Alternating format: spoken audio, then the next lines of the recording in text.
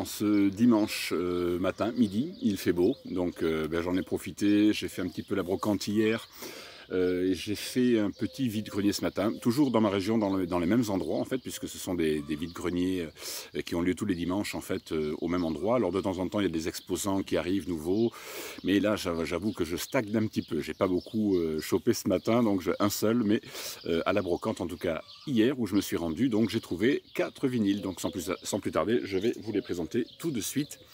Et nous commençons donc par un album reggae de Monsieur Eddie Grant en 1981.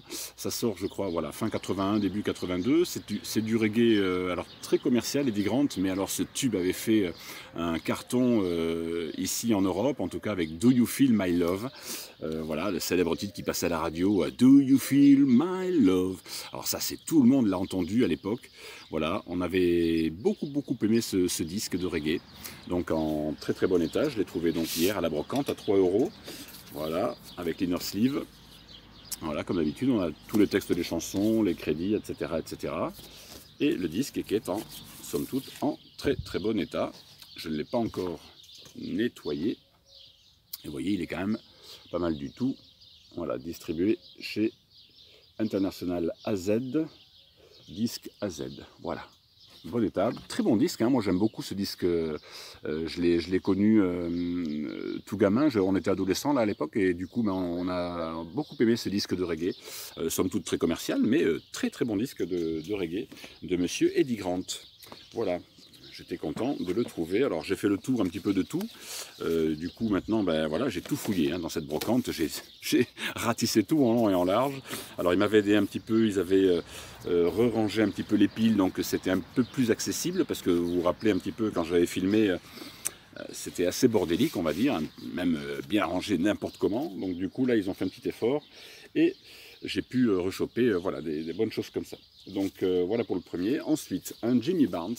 Alors, Jimmy Barnes en France n'est pas un artiste très connu, pour la simple et bonne raison que déjà il vient de très loin, c'est un Australien, donc il est très connu en Australie, dans le milieu du rock australien.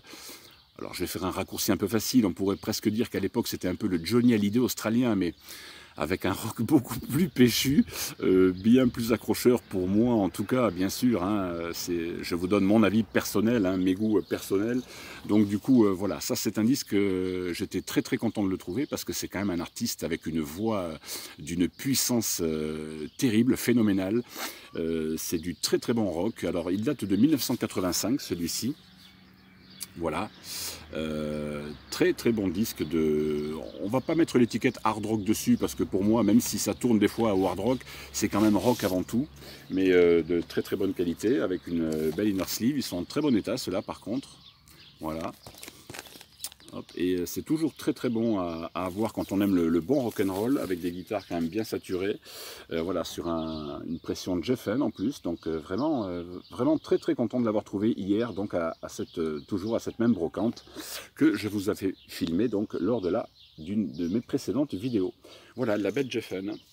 Donc tout ça bien sûr, ça va passer à la machine ce soir, même pas ce soir d'ailleurs, tout à l'heure, hein, je vais vite me les écouter, comme d'habitude. Et là, voilà, très content d'avoir trouvé donc ce fabuleux album de rock de Jimmy Barnes, donc rocker australien, très connu, de 1985. Voilà pour Jimmy Barnes. Ensuite, et oui, j'en ai chopé 4 ou 5, hein, pas plus.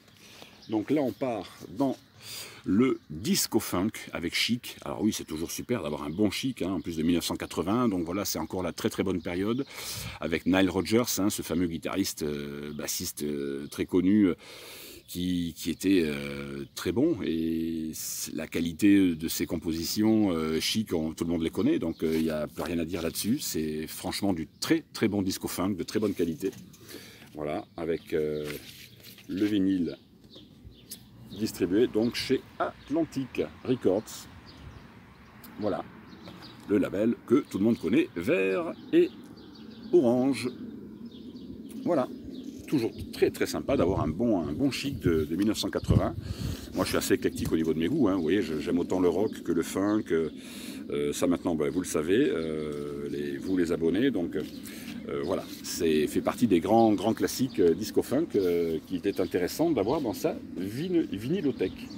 Voilà pour celui-là. Et donc j'ai trouvé, oui, encore deux autres. Hop, alors, celui-là aussi, un Kim Carnes, qu'on trouve évidemment facilement. Hein, on le trouve, celui-là, je le vois beaucoup, je le vois très souvent. Mais là, du coup, ben, je me suis dit, allez, hop, je vais me le prendre. Ça va le faire, et voilà quoi, pas déçu, parce que vous avez évidemment dessus Betty Davis Eyes, hein, le titre qui avait très très bien marché, encore une fois à l'époque, on était en 1981, voilà pour cette délicieuse chanteuse qui a une voix très rocailleuse aussi, très bonne, très puissante, et moi j'aime beaucoup Kim Carnes, en tout cas j'ai beaucoup aimé cet album là, en tout cas de cet artiste, donc je me suis pas privé de le prendre à 3 € hier à ma brocante, voilà, et il était vendu à l'époque à 67,85 €.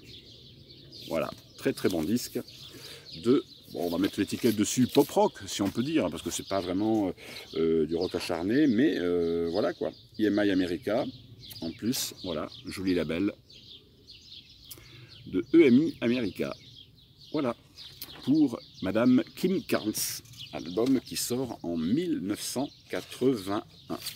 Voilà, très content de l'avoir trouvé également. Et le dernier, donc, que j'ai trouvé, alors là j'ai fait le tour, hein, je peux vous dire, je pense que là maintenant je vais l'appeler simplement pour voir les arrivages qu'il aura, parce que je crois que j'ai tout ratissé, donc voilà, j'ai pris quand même la première fois 10, la deuxième fois 11, et là ben, 5 encore, vous voyez, donc à peu près 25, 26 disques, et là du coup ben, j'étais pas non plus mécontent de trouver ce Even Fair. Alors là on part chez Tamla Motown, bien sûr, hein, l'usine à tubes et à artistes black, célèbre maison de disques Tamla Motown, très très connue, alors qui était distribuée chez Pathé Marconi EMI.